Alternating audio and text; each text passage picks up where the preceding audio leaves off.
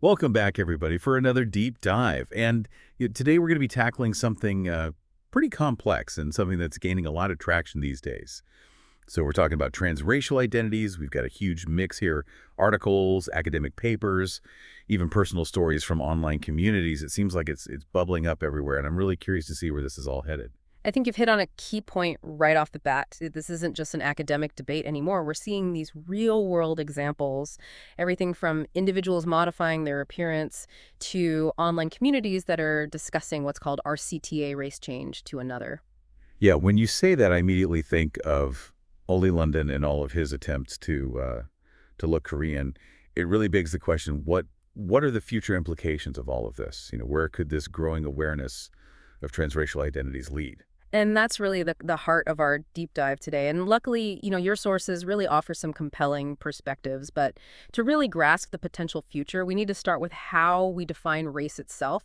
And as your material shows, that's far from straightforward. Yeah, you're right. We've got sources that define race by phenotypes, genotypes, ancestry, even cultural attributes. And then there's that whole social construct angle highlighted in the Wikipedia entry on ethnicity, where societal rules really shape how we perceive these racial categories. It's a lot to unpack. It is, and what's fascinating is how these definitions often clash, especially when you bring in the historical context of race. So, sources like this lecture on the history of racism in science.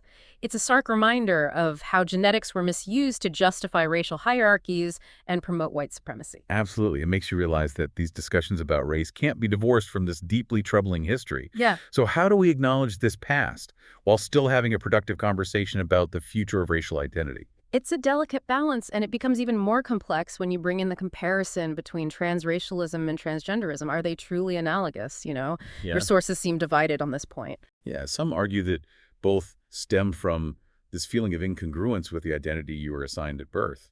We've got this Reddit post from a Black woman who feels drawn to Japanese culture and alters her appearance to align with it.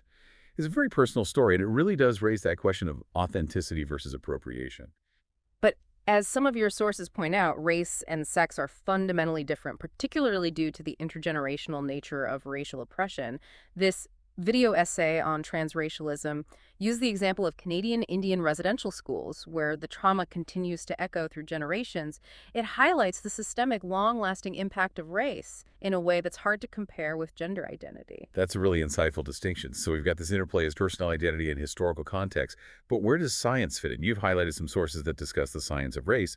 It seems that there's a tension between the evolving scientific understanding and the persistent social implications of race. How do these two perspectives intersect when considering transracialism? Well, for a long time, the idea of biological races was widely accepted in science.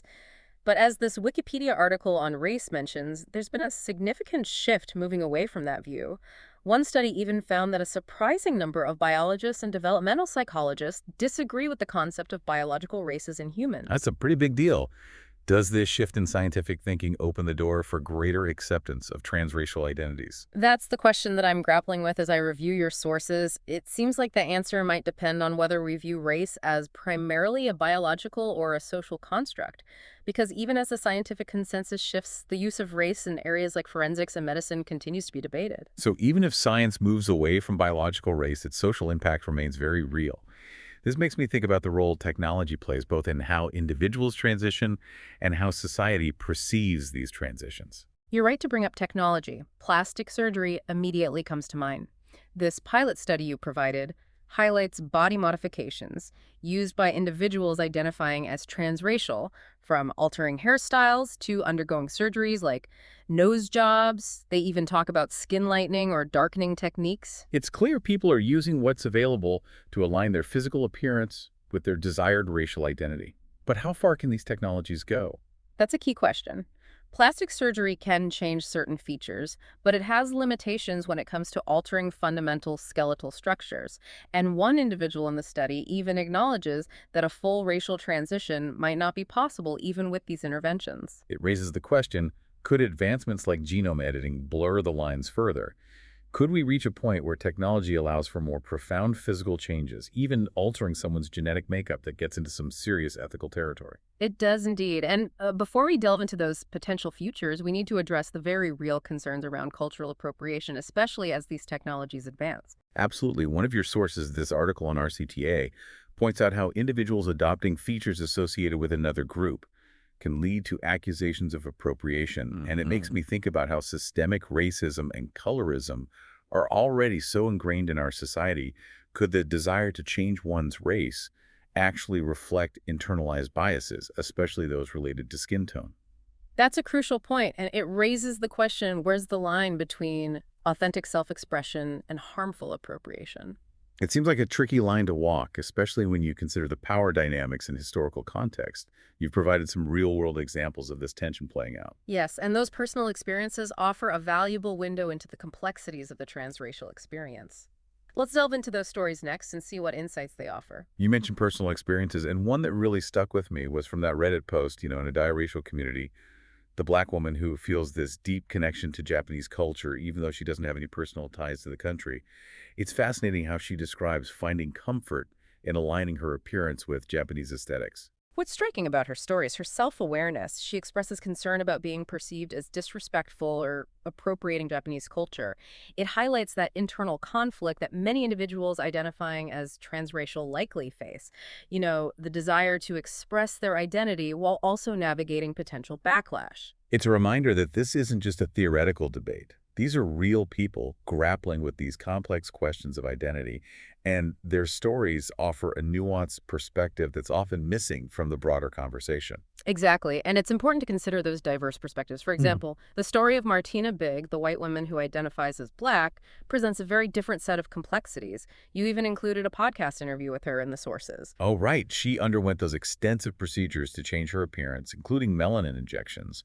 And she faced this intense criticism from both white and Black communities. It seems like she was caught in a difficult position, accused of racism by some and trivializing Black experiences by others. Her experience underscores how emotionally charged this topic is and how navigating racial identity can be incredibly challenging in a world that's still struggling to understand it. It also highlights the reality that transitioning to a race subject to systemic oppression carries a different weight than transitioning to a race holding a position of privilege. It makes you question whether we can truly separate personal identity from those social and political realities surrounding race. Precisely. And this leads us to another layer of this discussion, the philosophical and ethical debates surrounding transracialism. Your sources touch on some thought-provoking arguments in this area. What are some of the key philosophical questions being raised? One central question is the very definition of racism. Is it solely about individual actions and prejudices, or does it encompass systemic structures and power dynamics? And if someone genuinely believes they belong to a different race, can their actions be considered racist? Those are tough questions to grapple with. Your sources mentioned philosophers like Appiah, Garcia, and Shelby, each offering a different perspective on the morality of racial beliefs and actions. Yes. Appiah seems to suggest that even well-intentioned actions can be racist, particularly if they reinforce existing racial hierarchies. While Garcia argues that any form of racism is inherently wrong, regardless of the motivation behind it. And Shelby focuses on the lived experiences of racial minorities, emphasizing how those experiences shape their understanding of race and identity. It seems like there's no easy answer, and the philosophical landscape is incredibly complex. But these varying viewpoints are essential to consider if we're going to have a nuanced and productive conversation about transracialism. You're absolutely right, and with all these factors in mind, the historical context, the scientific debate, the ethical dilemmas, the personal stories we're left to ponder, what does this all mean for the future?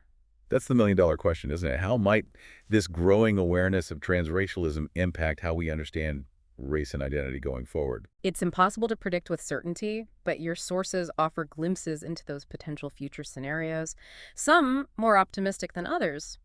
Perhaps we're heading towards a future where the very meaning of race is up for grabs. It's a conversation we can't afford to ignore. I agree. It's not just about individual choices. It's about the future of society and how we define ourselves in relation to one another. And that's what makes this such a compelling and thought-provoking deep dive. So let's put on our futurist hats and explore these potential futures. Where could this all lead?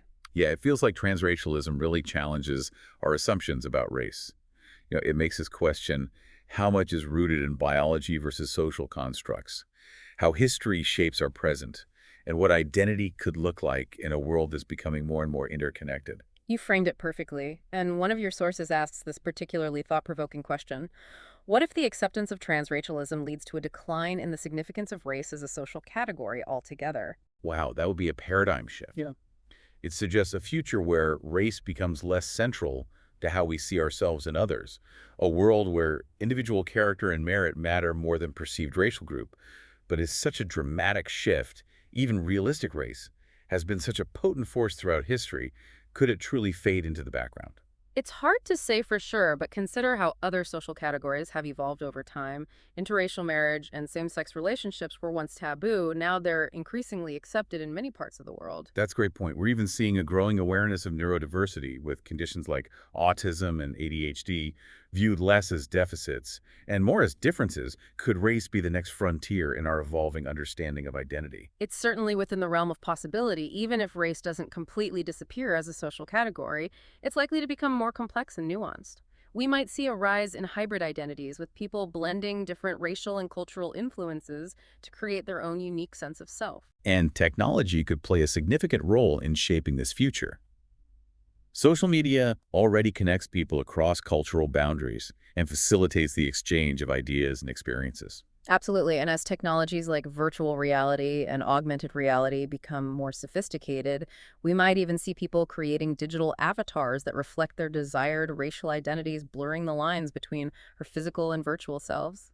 It's incredible to think about. We could be on the verge of a whole new era of human evolution, where the very definition of human is constantly being redefined.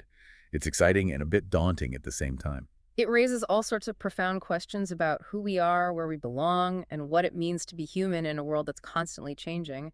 And that's the beauty of this topic. It pushes us to confront uncomfortable truth and grapple with complex ideas. Well, I think that's a great note to end on. This deep dive has given us plenty to ponder about the future of race and identity. Indeed. And these conversations are only just beginning. So keep those deep dives going, and thanks for joining us.